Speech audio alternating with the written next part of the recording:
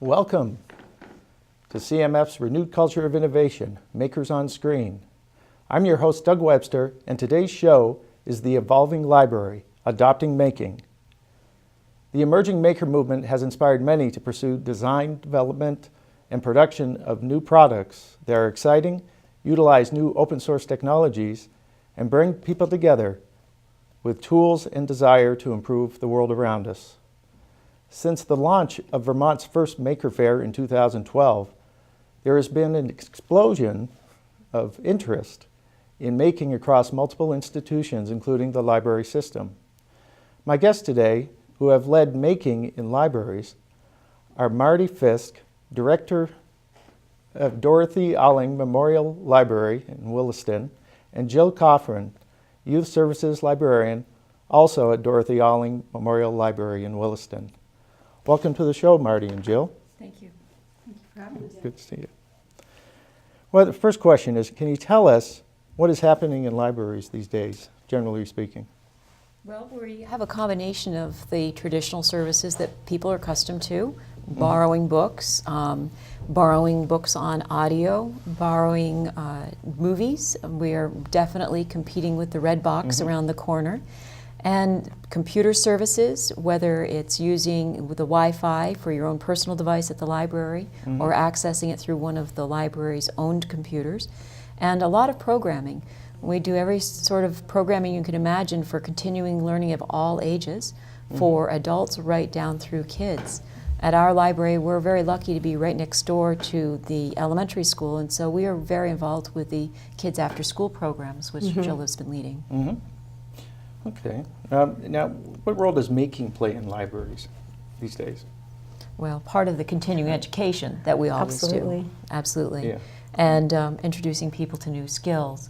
And in particular, with our library in Williston, we've been working very closely with the science and technology for our school right next door and helping support their curriculum. Jill can tell you about some of the programs we've been doing there. Right. Well, making is actually a very natural extension of what we already do in the library. So this is something that we're very excited about, and we've tried to add a lot of science programming over the years to support the schools, and we also do get a lot of requests and from our community to have science programming. It's always very popular. We get great sign-ups. So makerspace is a natural extension of that, and we have really jumped on board with it thanks to the grant, which we did get last summer. We had dabbled in it with a mad scientist program. We made silly putty. We had a microscope program as well. Project Micro came, and so we really were testing the waters a little bit for this, and when the grant came along, we were ready to jump. So we've really enjoyed it, and the kids are responding well. Great. Well, can you give us some examples of what you do for projects? Well, starting with the grant opportunity, which I guess we'll get into a bit more, but we one of the projects, which actually wasn't funded by our grant, but it's become extremely popular, is squishy circuits. And a lot of making is, in fact, a lot about learning about circuitry. So the squishy circuits can be used by any age, and we've done, so we've gotten our really hands into making Play-Doh and the two different kinds, and there's very simple concepts that can be learned or can be taken to another level and of complexity, getting into parallel circuits and so forth. Now, can you expand on the concepts that for squishy circuits? Yeah. Yes. Yeah, well, another beauty of makerspaces is what you learn in the process. I mean, that really is probably the most important thing about making. But we're all learning. I think our staff and those of us that went through the training this summer, learning as you go. So the concepts, the circuitry is really behind so many of the things, especially the things that were offered this summer as part of the grant. So learning, where's your positive, where's your negative, what happens, a few safety basics, don't touch them together. We wear safety glasses. So little things like that. I think that these are things that some kids will really remember. You know, why do we wear safety glasses? Oh yeah, this could happen. And what ages again are you Well, talking about? this can start as early as kindergarten. Yeah, yeah. And we've even had some intergenerational program. Before the grant started, we had a soldering workshop where the youngest, I believe, was 8 or 9, and we had a gentleman who was in his 80s. And it was a mixed half adults and half children, and there was actually at least 3 pairs of parents and children. There was 2 pairs of mothers with daughters, there was a father with his son, some kids who came in on their own, some adults who came in on their own, and they learned how to do basic soldering. So it's not always technology. Sometimes we've got things like making rubber band bracelets and crochet clubs and Duct tape. Duct tape, Yep. yes. Making Yep. all of your duct tape jewelry and wallets and all of that sort of Very different cool. thing. Very cool. Now we do have some pictures to show here, and you can comment on them as you bring them up. Oh yes, that was from our e-textiles program, which was the grant-funded program this summer. And the participants were given materials, a little lily pad twinkle board, which they, and they had a battery pack, and it was all sewn together with conductive wire, Yeah, or a lily thread, pad. actually. Yeah, lily pad is a micro Yeah, a little processor. microprocessor, right. yeah. So conductive thread was used, and so some sewing skills were actually helpful for that, but design is part of it. Here's our toy hacking, and what I love about toy hacking is that it's not about destroying the toys, it's about carefully deconstructing and seeing what's inside. And then they actually used graph paper and mapped out what they were seeing and came together to create some new stuff. Oh, very cool. Oh, here we are making wire jewelry and using a soldering iron. So art and technology blends together in this maker movement, which is something that it really, I think people respond to that. And so that was another, it goes through all the different programs we're doing. Yeah. Now, can you talk a little bit more about that? Is it like an integration between art and technology, art and science, and is there math involved with it? And how much math? What can you say about that? Pretty basic concepts. I Yeah. mean, we've gone from the idea of calling something STEM, science, technology, electronics, Engineering. and math, and now it's STEAM to incorporate art. Yep. Because we found that there's been more involvement from the kids who are not necessarily considering themselves to be strong mathematicians. If they are more artistic types of kids, then they get really in on the things like the jewelry making and the electronic sewing that you saw.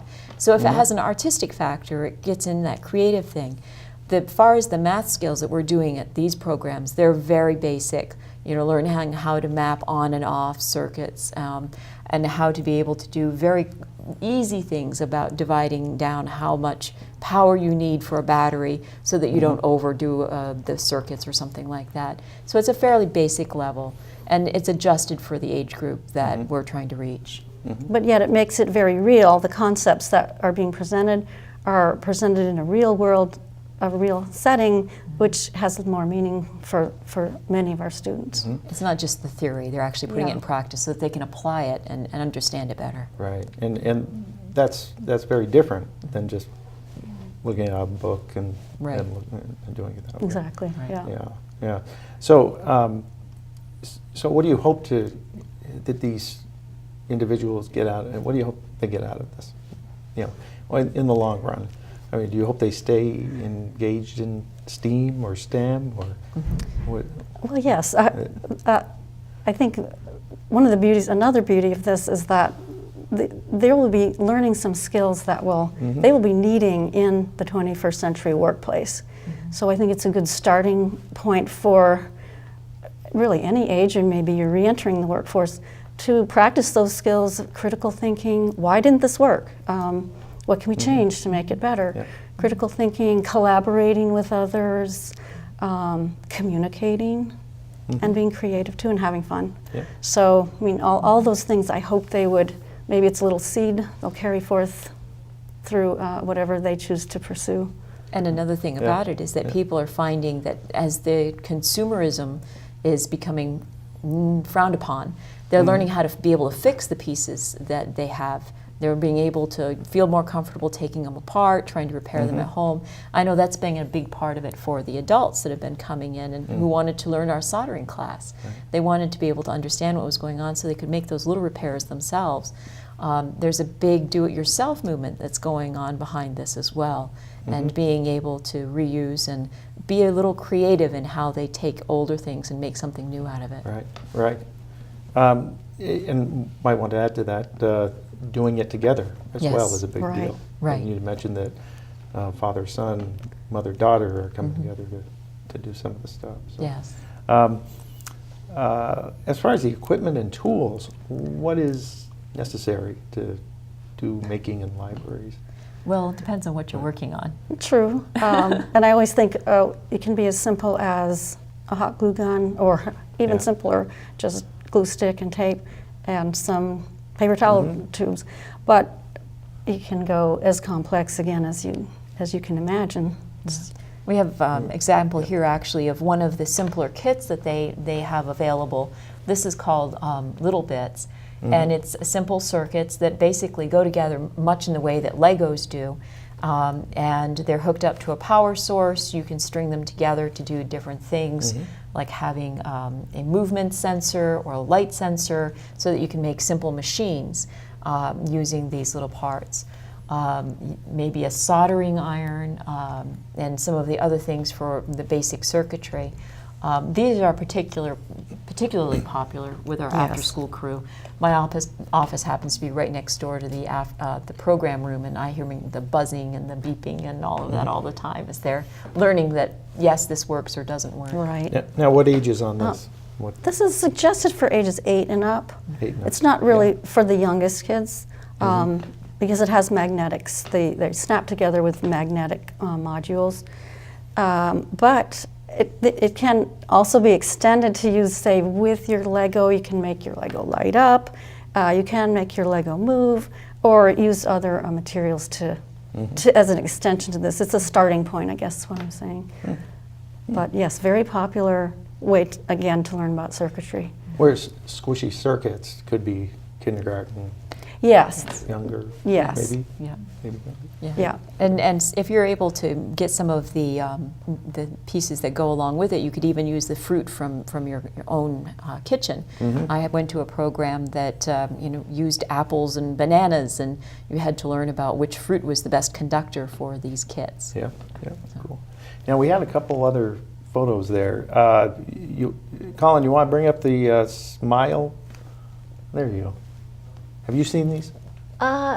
This is new to me, but it kind of looks like the toy hacking that we did, Right. where we were deconstructing toys. But this one probably was done at a different library, and I'm not familiar with Yeah, that. go on to the next slide. There. Oh, that does sort of look like the toy hacking, where they would be doing diagrams on graph paper and showing what they found when they took things apart, and how they might rework the parts that they took apart and make something new. Okay. I'm fairly certain that's what that is. All right. All right. Now, how does staff become trained in making? We have workshops. And there was a workshop that went through the grant for this. 453 people, I believe it was, as a result, over the summer, were trained after the librarians were. There was 15 different libraries, and their staff were trained on some of the basics. There's conferences that come up where there's different programs that we can learn there, but most of it, honestly, is hands-on, playing it with it ourselves. Yeah. Now, is a Vermont Community Foundation grant, correct? Yes. Yeah, can you talk a little bit about that? Yes, I actually have notes because that's a statewide program. Yeah. So it was Vermont Community Foundation's Innovations and Collaboration Grants. And it was a collaborative effort between the Craftsbury Public Library, the Vermont Department of Libraries, the Vermont Makers, the UVM College of Engineering and Mathematical Sciences, the Champlain Maker Fair, and the Vermont Library Association. So it was quite an extensive grant involving a lot of different people, both at the college level. Lots of times you'll have the college kids will come in and help with these programs, right down to the community organizations.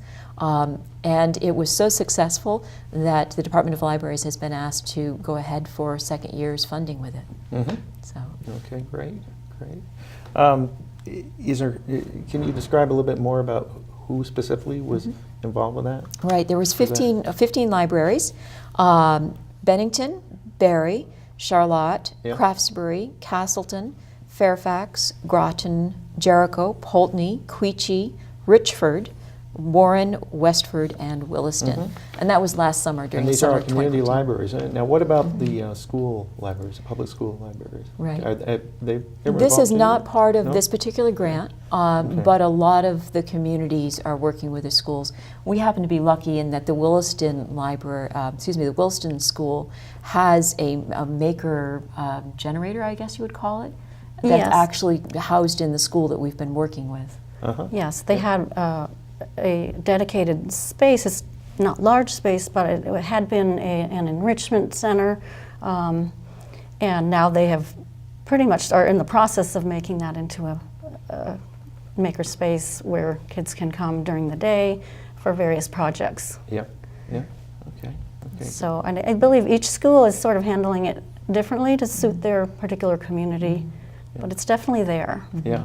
So do you find that those kids that are in that makerspace are going to your library after school? Is there a correlation there, or is it? Well, there is. Yeah. There's a lot of overlap. But I particularly remember just recently one young girl that came in with a project she had just made in the school makerspace. Yeah. And she was so proud of it. She was so excited. They used old markers and a little. I guess they had a little motor and a propeller she had on it, so that it would move and draw if you took the caps off the markers. So she made a little drawing machine, and so proud of it. Good. Now, have you seen an increase since you started this in the number of youth involved? And I mean, it's relatively new, so you probably don't get much time. Yes, I think. Well, I think we are just in the beginning stages of it, and it's certainly been a very popular movement. And we have been, because of the involvement required and the staff oversight, there has to be a controlled amount of kids. We can't just take 50 kids. So it's limited sign up, and our registration is always with a long waiting list. It's a very, very popular. And the people are willing to travel. We had a homeschool program, and people were traveling a distance. We were, I believe, up in northern Franklin County, traveling down to Williston in order to do these maker programs for their children. Wow. Yeah. And since you mentioned that, we also have a homeschool program coming up on the circuitry, with a circuitry theme, and again, drawing from quite a wide distance. Yeah. Right. Now, do you see other equipment coming in, like 3D printers, laser cutters, things like that coming Eventually. in eventually? Eventually. Yeah. In Vermont, there's a few libraries that have them. Yeah. They're still very expensive. They still take a lot of staff oversight and training. They require a space.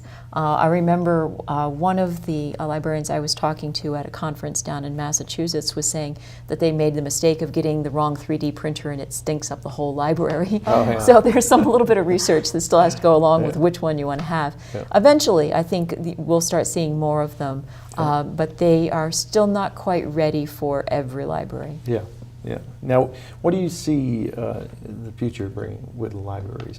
I mean, there's the online, or not online, but open resource business that's out there. Right. People can go online and get just about anything. Right. The maker movement is emerging, and you're taking that on as part of your mission and so forth. Where do you see things going in 5 years?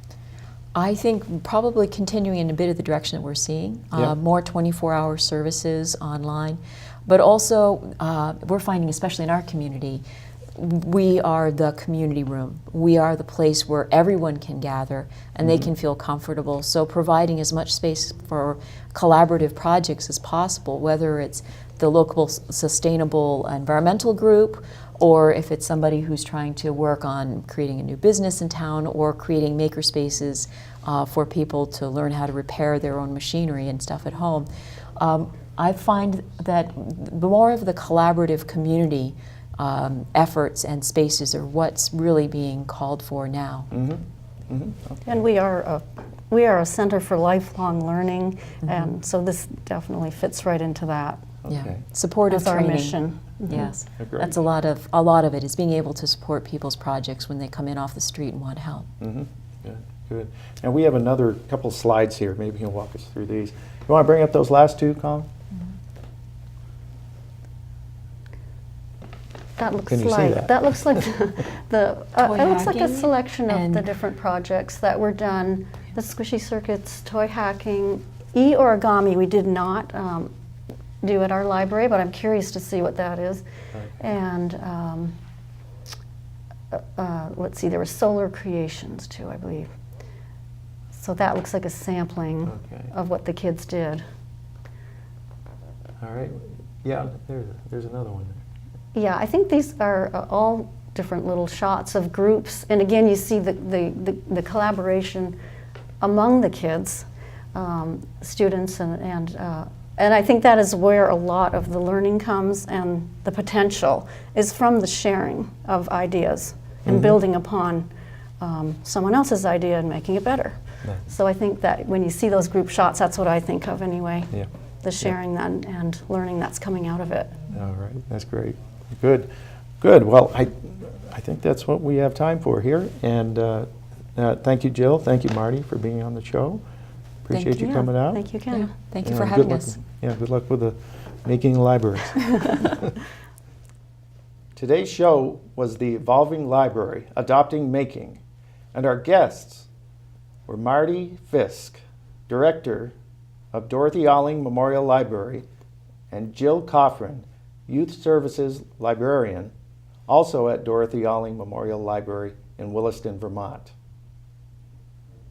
For more information about this show, related internet links, and other shows in this series, go to retn.org and look for Makers. Also, for more information about making in libraries, contact your local library. Thank you for joining us.